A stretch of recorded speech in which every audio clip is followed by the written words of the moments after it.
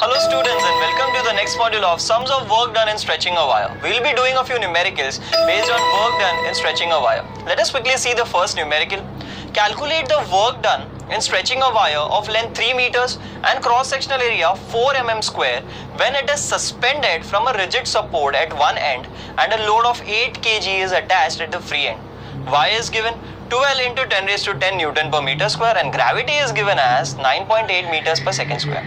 Let us have a look at the given data, students. L is given, that is nothing but our original length, which is given as 3 meters. Further, what do we see? Area is given, that is nothing but 4 mm square. Now, this is in mm, so in meters it comes to 4 into 10 raised to minus 6 meters square.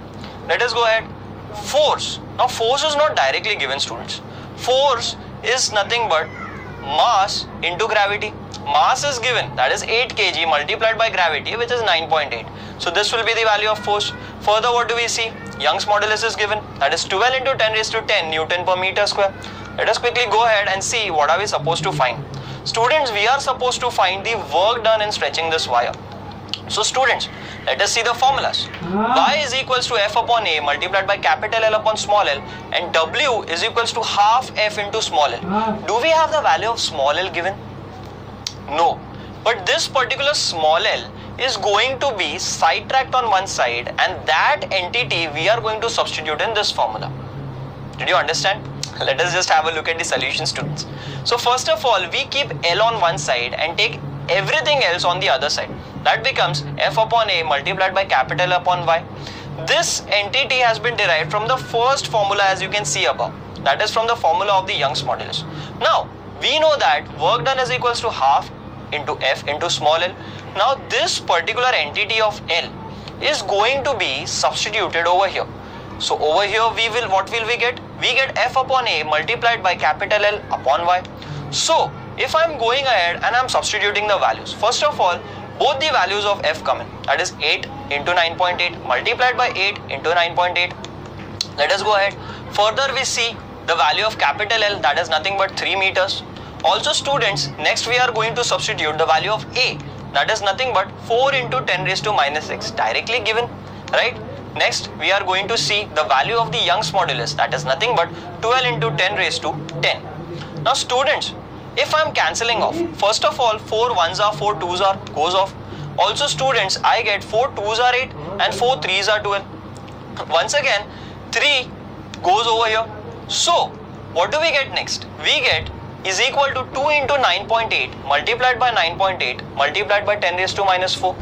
How do we see it next? We take it as 2 into 96.04 multiplied by 10 raised to minus 4. So students, the work done is nothing but 1.9208 multiplied by 10 raised to minus 2 joules. Why joules? Because that is nothing but the unit of our work done.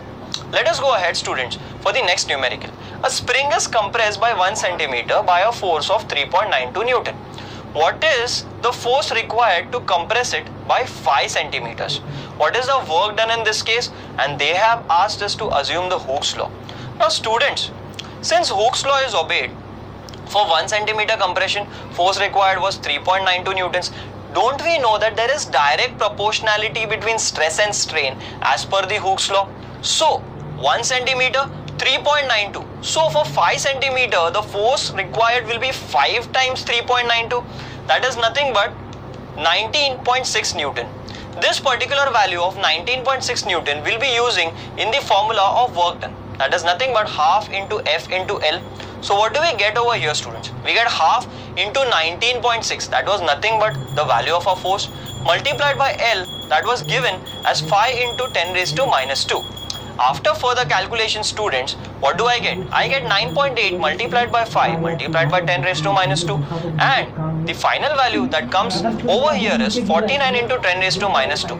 That is 49 into 10 raised to minus 2, as you can see, and the final value for work done is 0.49 joules once again. Students, the numericals on work done are more or less easy if once again you can toggle with the formulas. What did we do? We just saw that Hooke's law is obeyed. We applied that particular law to get the total force required for 5 centimeters.